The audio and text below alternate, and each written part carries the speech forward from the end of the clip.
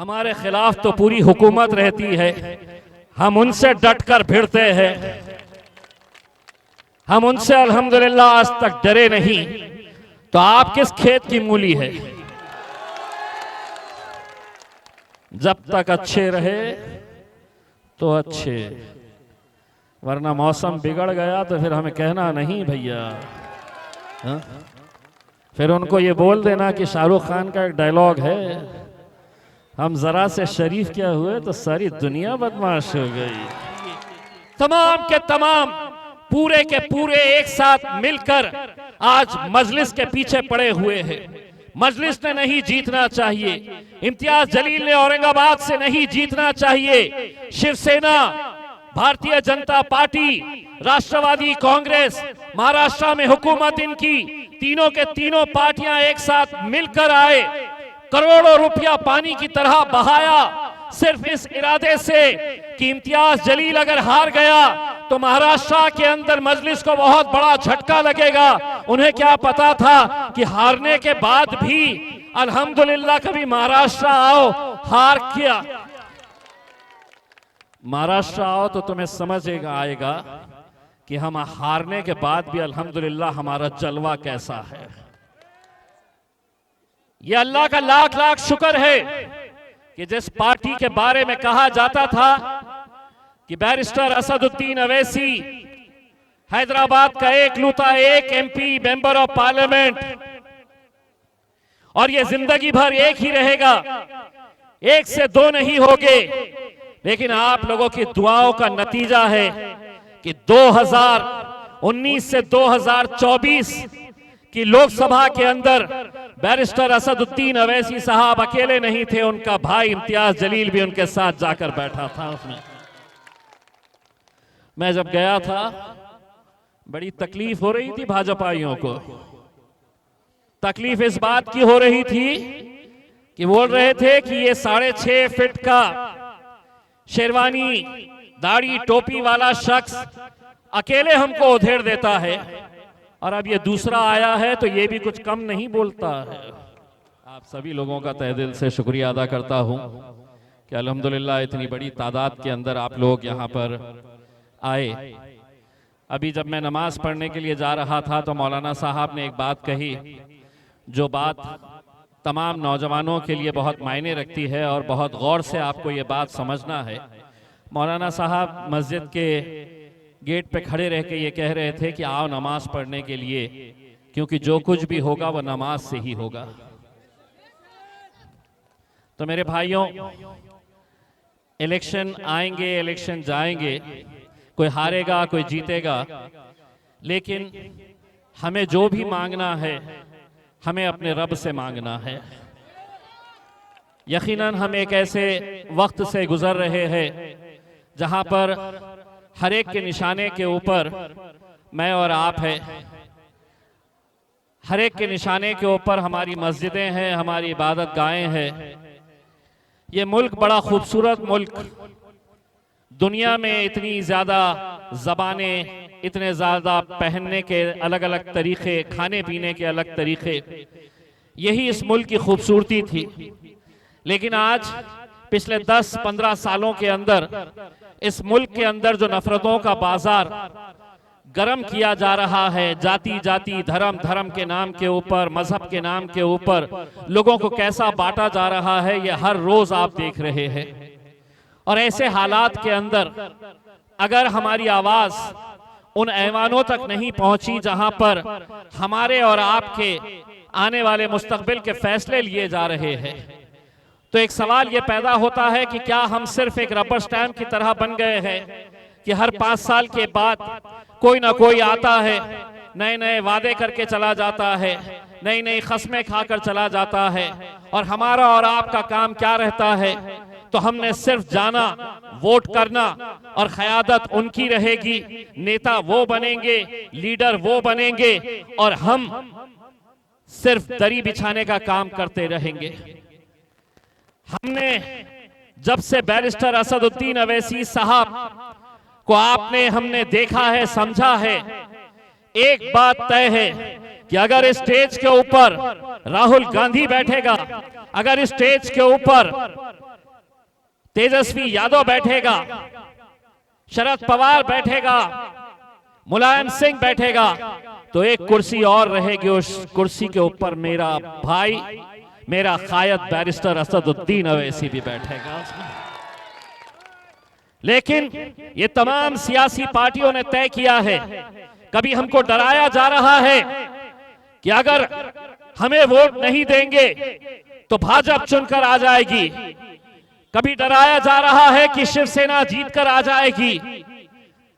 यही डर दिखाते दिखाते पिछले 75 सालों से हमारी क़यादत खत्म हो चुकी है, इस मुल्क से पूरी तरह से खत्म हो चुकी है। हमारी आबादी बढ़ रही है, हर कौम की, हर मजहब की, हर धर्म की आबादी बढ़ रही है, तो उनकी नुमाइंदगी भी बढ़ रही है, चाहे वो असेंबली हो या लोकसभा हो।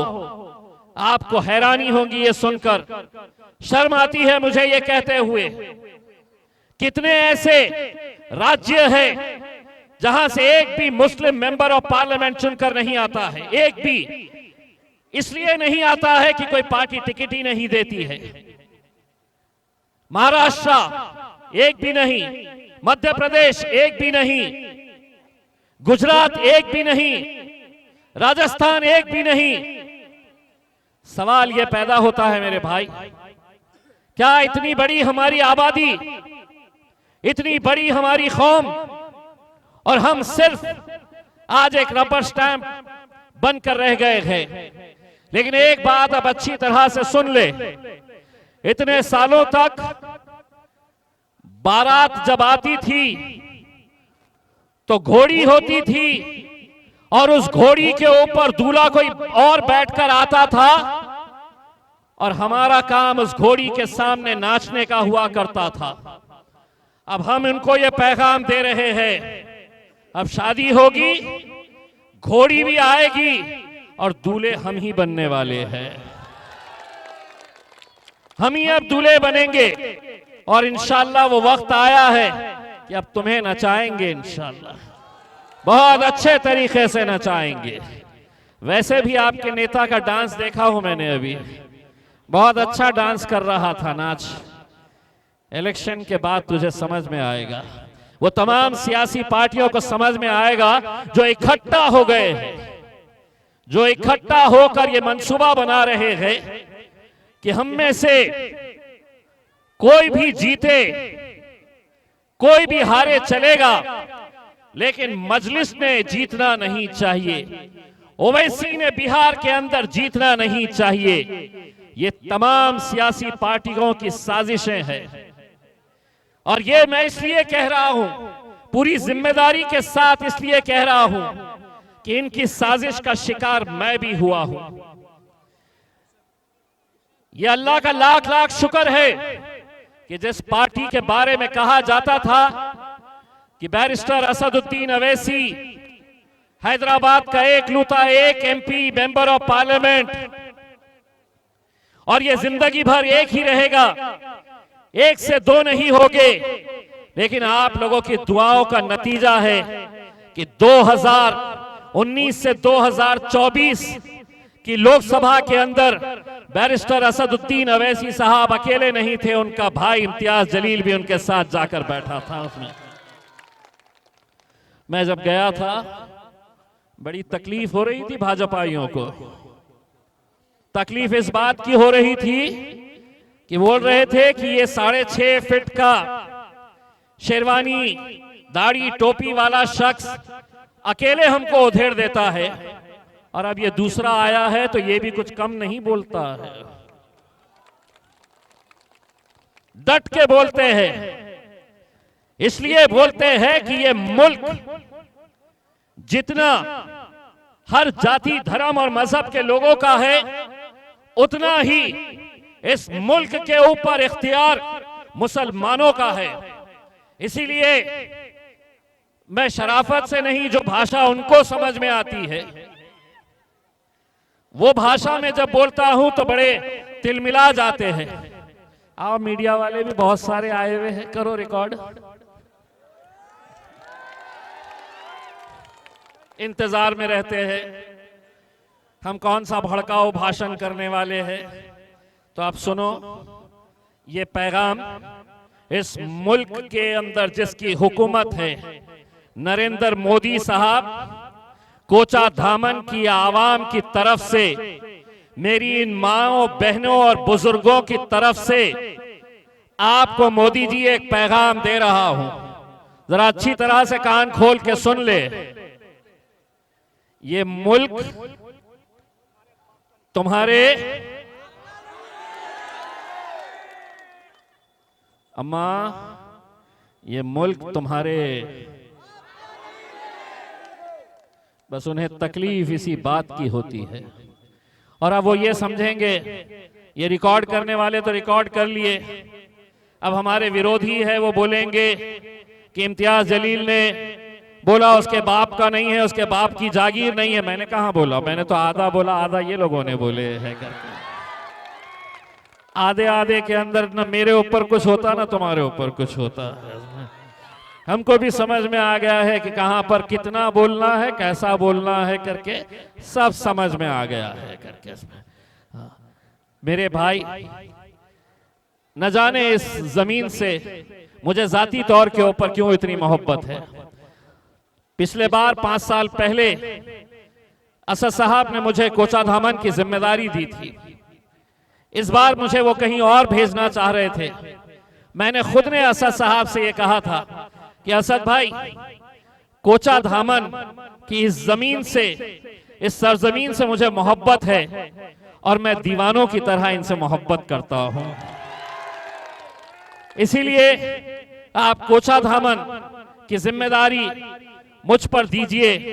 हमारे सीनियर कायद सलीम बेग साहब, मंजूर खान साहब और बहुत बड़े टीम अलग अलग जगहों के ऊपर काम कर रही है। मेरे भाइयों, ऐसे नौजवानों को मैंने देखा है जो कैसे बिहार पहुंच रहे हैं, मेहनत करके, दिन भर मेहनत करके रोजी रोटी कमाने वाले मैंने नौजवान लड़कों को महाराष्ट्र से, तेलंगाना से यहां पर आते हुए देखा है। क्यों आ रहे हैं वो?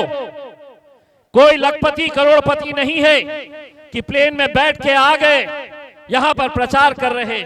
उनकी एक तड़प है, उनकी एक जुस्तजू है, उनकी एक दीवानगी है कि हमारी भी क़यादत खड़ी होनी चाहिए। तमाम के तमाम, पूरे के पूरे एक साथ मिलकर आज मजलिस के पीछे पड़े हुए हैं।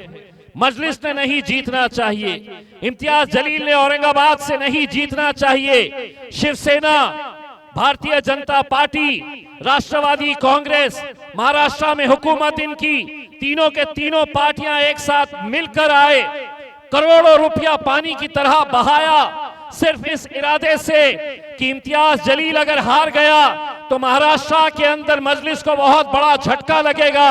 उन्हें क्या पता था कि हारने के बाद भी अल्हम्दुलिल्लाह कभी महाराष्ट्र आओ, हार किया, महाराष्ट्र आओ तो तुम्हें समझेगा आएगा कि हम हारने के बाद भी अल्हम्दुलिल्लाह हमारा जलवा कैसा है। ये इसलिए है कि आप लोगों की दुआएं, आप लोगों का साथ है मेरे भाइयों, बुजुर्गों की दुआएं हैं। आपको याद होगा कि जब इस मुल्क के अंदर कैसे बुलडोजर चलाए जा रहे हैं, गरीबों के, मुसलमानों के घरों को गिराया जा रहा है, कोई नहीं खड़े रहकर उस बुलडोजर के सामने खड़े रहने की हिम्मत कर रहा है। कोई ऐवान के अंदर, न असेंबली में, न पार्लियामेंट के अंदर तुम्हारे लिए कोई बोलने के लिए तैयार है। वक्फ की पूरी जमीनें हुकूमत अपने पास हथियाना चाहती है। जो गरीब मुसलमानों की जमीनें हैं, हमारी इबादत गाहें, हमारी मस्जिदों की, हमारी दरगाहों की, हमारी खानकाहों की, ये जमीनें हुकूमत हथियाना चाहती है। हमने देखा है कि हुकूमत कैसे कैसे कानून ला रही है कि हमारी बच्ची अगर कॉलेज में जाएगी तो हिजाब पहनकर नहीं जा सकती है। यूनिफॉर्म सिविल कोड के नाम के ऊपर हमारी मजहबी शिनाख्त को कैसे छीना जाने वाला है कि अगर तुम मुसलमान है तो अपने घर में, अपने मस्जिद के अंदर टोपी पहनो, लेकिन बाहर जब सड़क पे निकलेंगे तो टोपी नहीं। यूनिफॉर्म सिविल कोड के जरिए ये सब लाया जा रहा है मेरे भाई। और ऐसे हालात के अंदर कोई खड़े रहता है और हद ये हो जाती है कि इम्तियाज जलील को अगर गाली दे रहा है तो मैं बर्दाश्त कर सकता हूं, लेकिन अगर मेरे हुजूर के खिलाफ, नबी करीम सल्लल्लाहु अलैहि वसल्लम के खिलाफ कोई गुस्ताखी करता है, कोई बोलने के लिए तैयार नहीं, कोई बोलने के लिए तैयार नहीं। तब हमने यह अहद किया कि हमारा वजूद, हमारी पहचान, हमारी शिनाख्त, हमारा सब कुछ जिसके ऊपर कुर्बान है, उनके खिलाफ अगर गुस्ताखी होगी तो गुस्ताखी करने वालों को हम क्या है ये दिखाना भी जरूरी था। तो हमने तय किया कि महाराष्ट्र से मुंबई की तरफ जाएंगे, हुकूमत को झिंझोड़ के रख देंगे। अल्हम्दुलिल्लाह आज जब उस मंजर को आप अपने मोबाइल में, यूट्यूब के ऊपर देखते हैं, मैं पूरी जिम्मेदारी के साथ ये कहता हूं, किसी इंसान के बस की बात नहीं थी मेरे भाई, ये अल्लाह के तरफ की मदद थी कि हजारों की तादाद के अंदर गाड़ियों में सवार नौजवान बुजुर्ग मुंबई की तरफ कूच करने लगे। गाड़ियों में इतना फासला कि एक गाड़ी भी अगर ब्रेक लगाती तो पीछे कम से कम 50 गाड़ियों का एक्सीडेंट हो जाता। लेकिन कहते हैं ना कि अल्लाह की अगर मदद हो तो कैसे पूरे रास्ते भर गाड़ियों के ऊपर सवार नौजवान लड़के गाड़ियों पे लटके हुए, लेकिन क्या मजाल कि किसी को खरोच भी आ जाए, क्या मजाल कि एक छोटा सा एक्सीडेंट भी हो जाए। मुझसे कहा गया कि आप ये रैली निकाल रहे हैं, आपको हुकूमत इजाजत नहीं दे रही, सुबह निकलना हमें, और रात में 1 बजे पुलिस की बड़ी टीम मेरे घर पे आती है और ये कहती है कि हुकूमत ने, सरकार ने ये फैसला लिया है कि आपको घर के बाहर नहीं, ये रैली कैंसिल करनी पड़ेगी, हम किसी हालत के अंदर आपको रैली निकालने नहीं देंगे। मामला किसका था, बात किसकी थी? मेरे आका मोहम्मद मुस्तफा सल्लल्लाहु अलैहि वसल्लम की थी। जानते हैं मैंने उनसे क्या कहा? मैंने उनसे ये कहा कि हुकूमत तुम्हारी है, ताकत तुम्हारी है, पुलिस तुम्हारी है, हुकूमत तुम्हारी है, पर खुदा तो मेरा है ना। और मैंने उनको साफ शब्दों में कहा, तुम्हारी ताकत लगाओ मुझे रोकने के लिए, मैं मेरी ताकत बताता हूं, रैली निकाल के दिखाऊंगा करके। अल्हम्दुलिल्लाह मेरे भाई, आज इस मुल्क के अंदर मुसलमान लीडर तो आपको मिल जाएंगे जो अपने जाती मफाद के लिए क्या कुछ नहीं कर रहे हैं। जो उम्मीदवार हमारे सरवर आलम साहब के विरोध में खड़े हुए हैं, मुझे पता चला है कि दलाली का काम, गुंडागर्दी का काम उनके जितने लोग हैं, मैं मास्टर साहब को कहना चाहता हूं, आपके साथ तो चंद गुंडे घूमते होंगे, हमारे खिलाफ तो पूरी हुकूमत रहती है, हम उनसे डटकर भिड़ते हैं,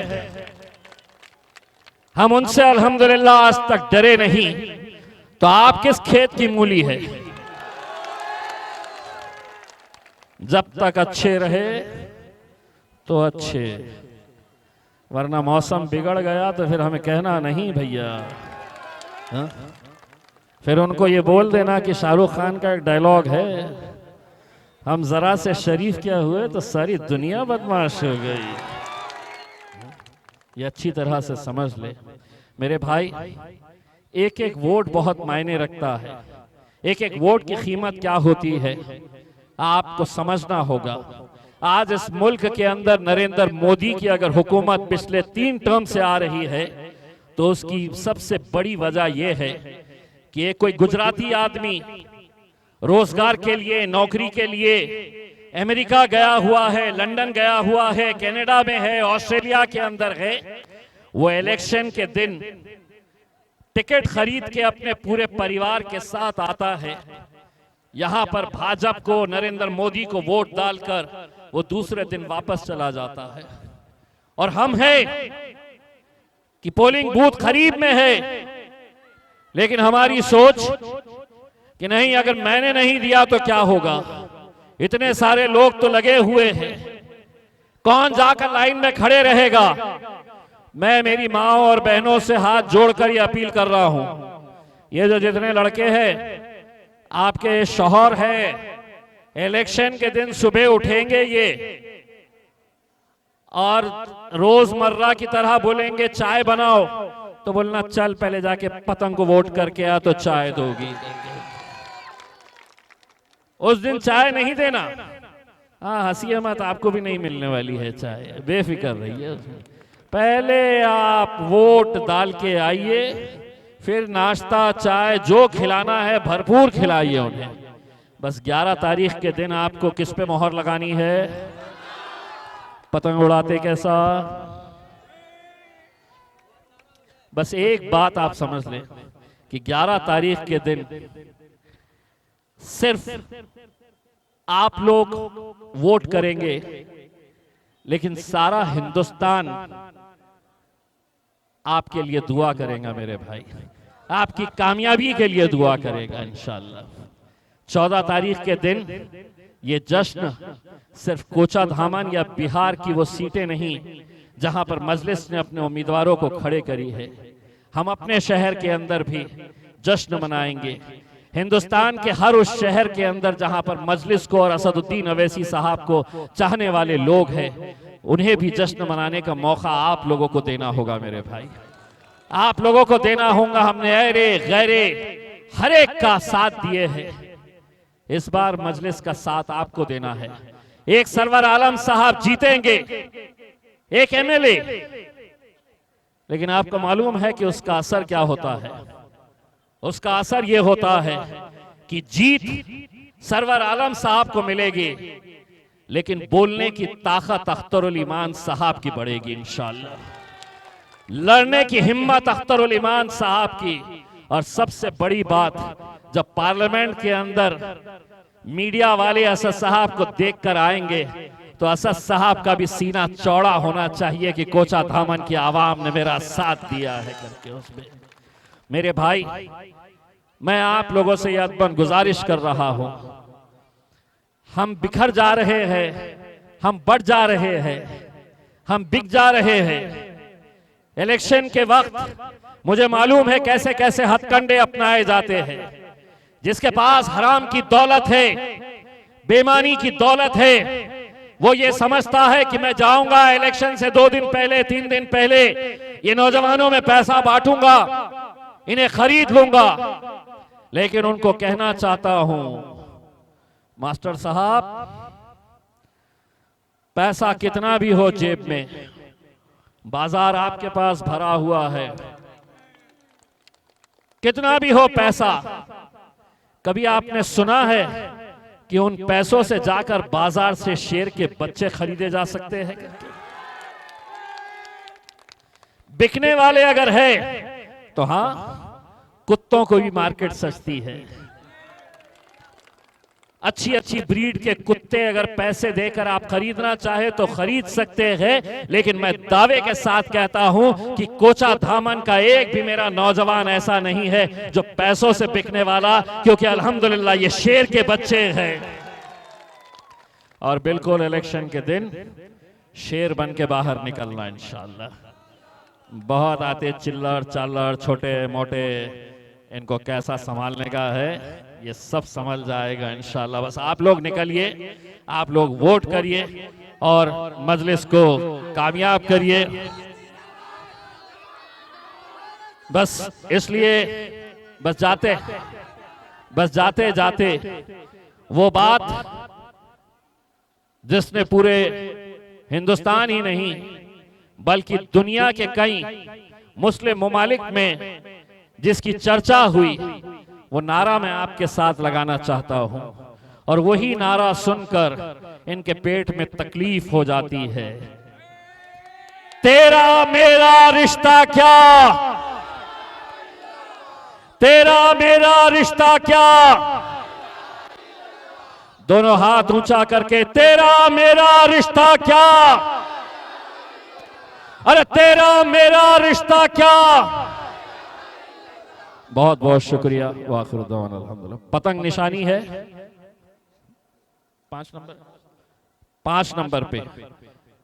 मेरी माँ और बहनों से कहना चाहूंगा, ईवीएम मशीन होती है 1 2 3 4 5। बहुत बहुत शुक्रिया। एक जरूरी ऐलान, कल 2 बजे से